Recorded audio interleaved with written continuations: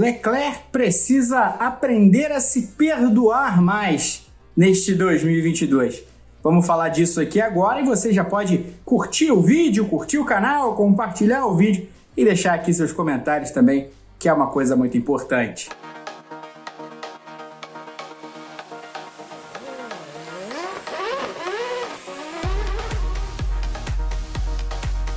Olá, amigos do Grande Prêmio, tudo bom com vocês? Pedro Henrique Marum aqui para começar essa semana. A gente acabou de passar pelo GP da França, daqui a pouquinho já tem Hungria e aí um pouco de paz também, recesso de verão na Europa, depois de 13 corridas no ano. O campeonato ainda vai ter mais 9 corridas de lá para frente, aí já começando no fim de agosto lá com a Bélgica, mais 4 semanas de ausência da Fórmula 1. Mas antes disso, antes de falar de Hungria, antes de Bélgica, vamos falar de Leclerc, porque mais uma vez a Ferrari e o Leclerc perderam uma vitória possível. Eu não vou falar uma vitória certa, porque não havia uma diferença tão grande entre ele e o Verstappen no último domingo lá em Paul Ricard. O Leclerc segurou o Verstappen, que tentou atacar, mergulhou nas primeiras voltas e aí viu que tinha que dosar um pouco esse arrojo, porque os pneus estavam se desgastando muito, era muito calor, estava 60 graus Celsius a temperatura no asfalto e você ficar nesse calor ainda na turbulência de outro carro te complica muito. O Verstappen foi tendo o pneu desgastado, foi tirando um pouco o pé, o Leclerc abriu um pouquinho ali, mais ou menos 2 segundos, e aí o Verstappen foi aos boxes lá pela volta 13.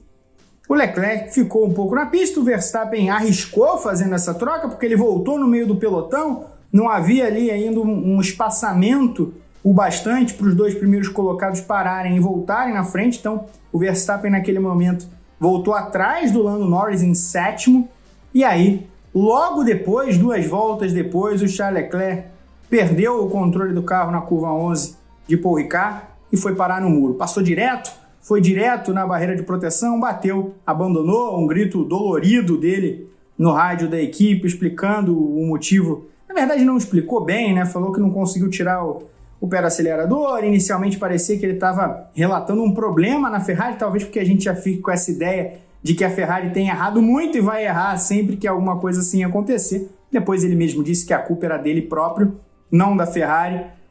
Ele que cometeu o equívoco. De qualquer maneira, ele parou no muro. Aí teve aquela corrida por pit stops na volta de entrada do safety car. O Verstappen já aproveitou, já estava na pista, assumiu a primeira posição e dali não saiu mais, não foi ameaçado. O Sainz tinha uma punição, então ainda estava muito atrás. O Hamilton tinha passado o Pérez na largada, o Pérez negou fogo totalmente durante a corrida. E aí o Hamilton ficou em segundo. No fim, o George Russell ainda foi terceiro, num pódio duplo da Mercedes com o Pérez só em quarto. Estou dando aqui um panorama da corrida, mas vamos falar do Leclerc. O Leclerc comete esse erro e da entrevista que ele dá para a televisão internacional, já no finalzinho da corrida, né, ele passou no cercadinho de imprensa, e aí ele falou, basicamente, a culpa é minha e eu vou perder o campeonato por erros como o de hoje e como o de Imola. Quem não lembra, em Imola ele também tinha uma corrida, era uma corrida diferente, porque ele não vinha na frente, mas ele vinha para marcar alguns pontos ali em quarto, cometeu um erro, acabou caindo mais para o fim da zona de pontos, pontuou, não abandonou, mas custou alguns pontos aquele erro. E aí ele falou, ele foi muito duro consigo mesmo, é por isso que eu vou perder o campeonato por causa de equívocos como esse, equívocos assim não podem acontecer. E eu vou dizer sim, é verdade, o Leclerc errou ontem. Tá? Ele mesmo admitiu, a gente não sabe ainda os meandres do que aconteceu, estava ventando bastante lá perto de Marseille, em Le Castellet, mas de qualquer maneira ele assumiu que errou, vamos dar crédito para o piloto, ele errou. Mas não é por isso que ele vai perder o campeonato, né? No filme da derrota do Leclerc no campeonato, e eu cravei aqui a derrota depois do vacilo, do erro da Ferrari em Silverstone, quando eles favoreceram o Sainz na briga pela vitória e acabaram derrubando o Leclerc de primeiro para quarto de novo, que eles já tinham feito exatamente isso, não com essa estratégia, mas com outro tipo de estratégia, no erro lá em Mônaco. Enfim, a Ferrari custou muito mais pontos, seja por erro de estratégia, seja por erro de avaliação, ou seja por problema de confiabilidade ao Leclerc, do que ele custou a si próprio. Tudo bem, ontem, no domingo, o erro dele custou 25 pontos. Lá em Imola, custou alguns pontos também, nem perto disso, mas custou alguns pontos. Vá lá que esses equívocos do Leclerc custaram 35 pontos, custaram um pouco menos que isso, na verdade, se não estou enganado, 33. Mas, de qualquer maneira, é bastante ponto. Agora, o que a Ferrari custou, Charles Leclerc, é um momento que a Paçoca faz nova aparição no vídeo, como algumas semanas.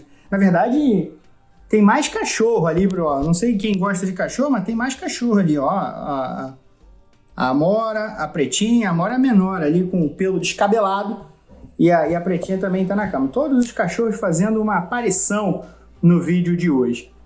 Então, o Leclerc, ele está sendo muito duro consigo mesmo. No futebol americano, tem um ditado que diz que o quarterback, que é o lançador, né? Ele precisa ter memória curta.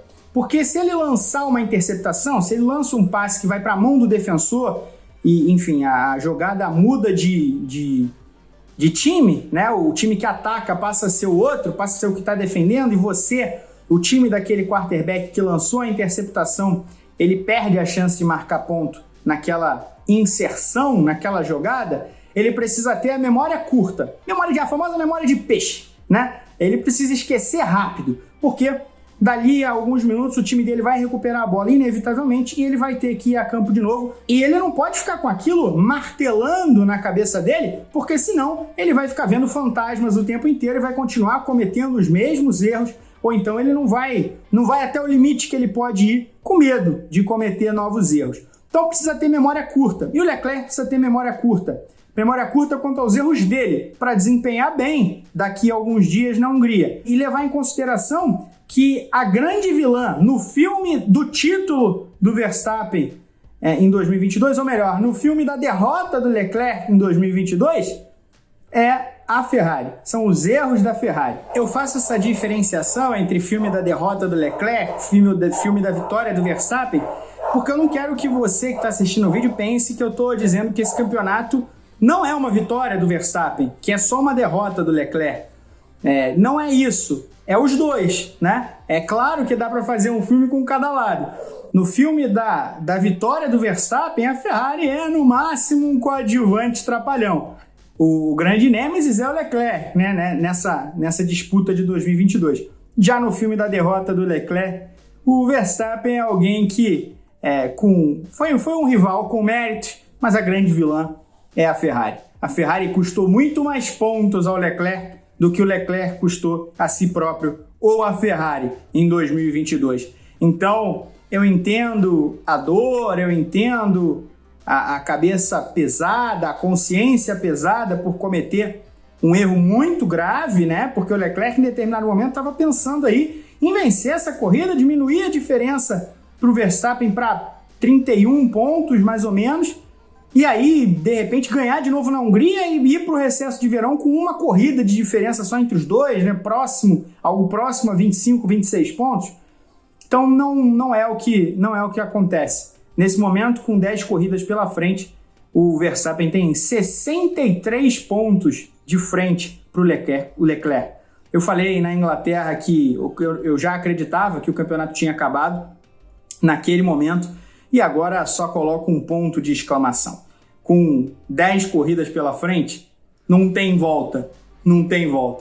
O Verstappen vai ser campeão mundial, mas o Leclerc precisa terminar bem esse campeonato, precisa aprender a se desculpar, não ser tão duro consigo mesmo, pelo menos publicamente, e entender que ele foi o menor dos vilões, o menor dos vilões dele mesmo durante essa temporada de 2022. Valeu, pessoal? O que vocês acham? Deixa aqui sua curtida, seu compartilhamento e seu comentário, por favor. Um grande beijo e até a próxima!